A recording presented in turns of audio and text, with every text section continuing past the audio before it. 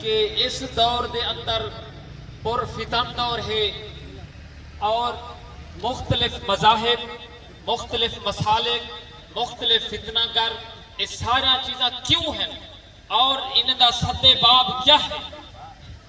ایک درد ہے کیونکہ ہے الحمدللہ میرا تعلق اس علاقے دے نال ہے 6-7 سال تک میری عمر ہے جرے ویلے میں عرس پاک دے حاضری نے شروع کی ہے ترائے نے متباتر عرس ہو رہا اور رات نے لوگیں دا جمع غفیر ہو رہا، لیکن آج پر فتن دور دے اندر یہ کیا ہو گئے؟ اندی دراصل وجہ کیا ہے میرے دوستو؟ دراصل اندی وجہ یہ ہے کہ اہل اللہ کنے دوری اختیار کرنا، اولیاء کرام کنے اپنے آپ کو دور رکھن، صالحین کنے اولیاء دی جماعت کنے اپنے آپ کو دور رکھن۔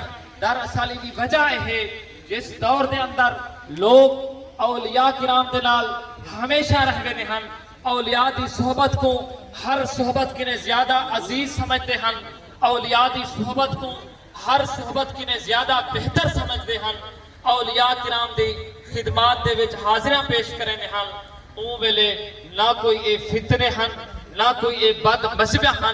آج دے کہیں بزرگ نے پوچھو کہ چند سال 50 سال 80 سال پہلے نہ کوئی اے فتنے ہیں نہ کوئی معاملات ہیں۔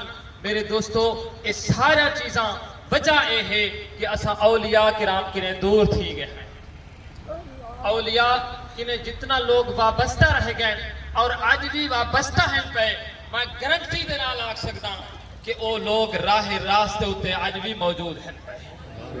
کیوں ہیں؟ کت واسطے ہیں کہ انہیں دا سلسلہ لڑی در لڑی میں لڑی ہوئی ہے اور انہیں دا سلسلہ تا آخر تک پہنچتا پے، ای واسطے انہیں دے دلہ دے اندر اولیاء دا فیض پہنچتا پے اور انہیں دی زندگی شریعت مطہرہ دے مطابق ہی گزرتی پئی ہے۔ میرے دوستو اگر کامیابی چاہیے ہے اپنی اولاد واسطے اپنے واسطے تا اولیاء دا دامن تھام گھنو، اولیاء دا دامن تھام گھنو۔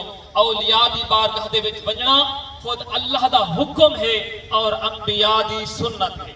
میں مختصر کرے ساں کہ حضرت سیدنا خضر علیہ السلام کو اللہ نے حکم فرمایا، حضرت موسیٰ علیہ السلام کو اللہ نے حکم فرمائے کہ ونجو حضرت سیدنا خضر علیہ السلام دی بارگاہ دے وچ۔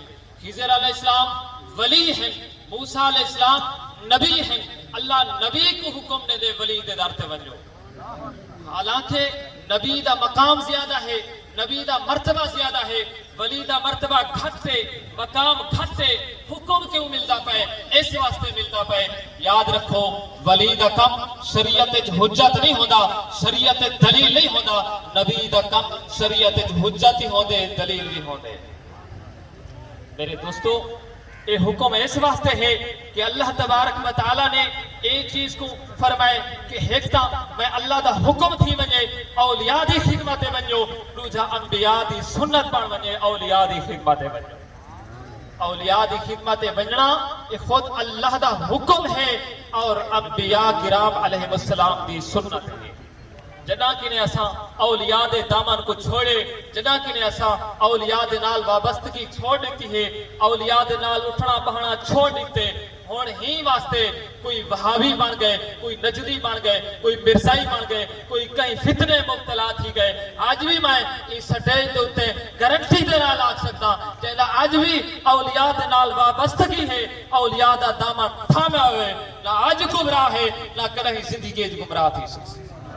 حضرات مکرم چونکہ مختصر حاضری چند معروضات اور درجہ گالی میں تمہارے سامنے پیش کی کن دعا ہے اللہ تبارک و تعالی دعا کو میں کو اور ساری کو صالحین دے نال اولیاء دے نال وابستہ ہون دی توفیق عطا فرماوے۔ وآخر دعوایا ان الحمدللہ رب العالمین۔